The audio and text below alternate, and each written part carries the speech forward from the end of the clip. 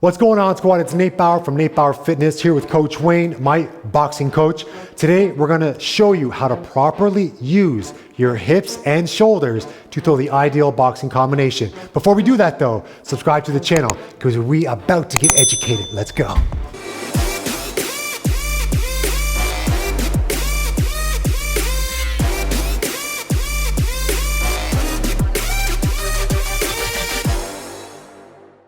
All right, we're going to talk about how to throw the perfect punch. We're going to talk about the balance, the center of gravity, where your shoulders and hips are supposed to be. Step one, you assume your boxing stance where you're in a punching position, not a moving position. So you widen your stance slightly. When you throw your left hand out to the target, the measuring tool, your thumb's going to come off the center of your body. You don't want to draw your right shoulder back too far, but you're drawing it like an arrow. When you fire your right hand, you pull the left side of your body back the equal distance. And when the right hand lands at point of impact, your thumb is off the center of your body again, because you're stronger off the center of your body. You're always stronger core energy, the center of your body.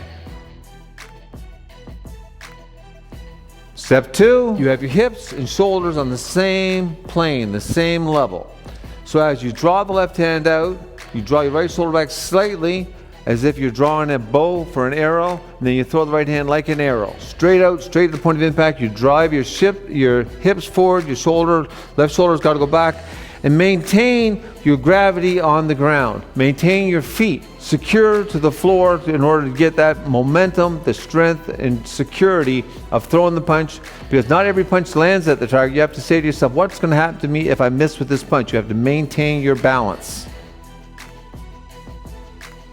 Step three, when you're delivering the punch, maintain your center of gravity in the middle, that when the right hand fires, because you can't guarantee that punch landing, you keep your feet secure to the ground. Your right heel is slightly elevated to allow you to get the full range of motion, but you want to not lift the heel any higher from the start to the finish. Your front foot is firmly planted on the ground so that when you recoil, your balance is firm, intact. So it's not necessarily about how fast your hand goes forward, right hand goes forward, it's really how fast your left side of your body pulls back. So let's try this on the heavy bag now, Nathan. Now watch when he's doing this. When he fires his left hand, measure the distance. When he throws right in, his head should be almost in the same position. Put the left hand out, relax your shoulders. And when you fire the right hand, keep this back so this stays here.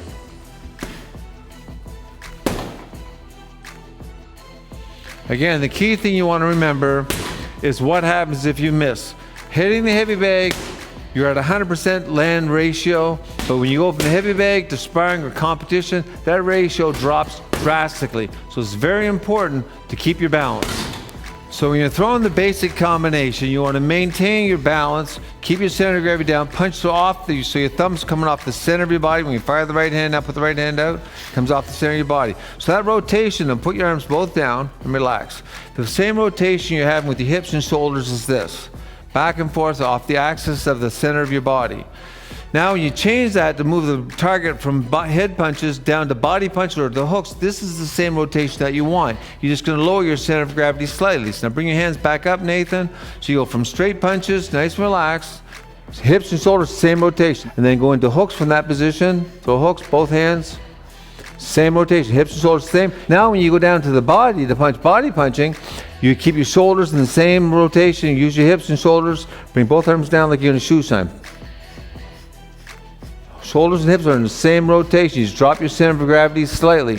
So when you're in a position to fight with your opponent, you use your straight punch to set them up to measure the distance. Then you come in closer to use your hooks to the chin and hooks to the body. You rotate the combinations around. You have a huge advantage. All right, Dave, let's move this over to the bag now. So you're going to start off with your straight punch, your 1-2 combination.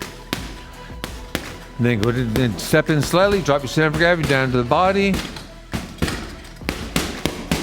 And then slightly step back, bring up the hooks to the chin. Hooks, hooks, hooks. Look at the shoulders, look at his feet are staying grounded to the ground. He's generating power from the ground, resistance from the ground to generate more momentum to punch.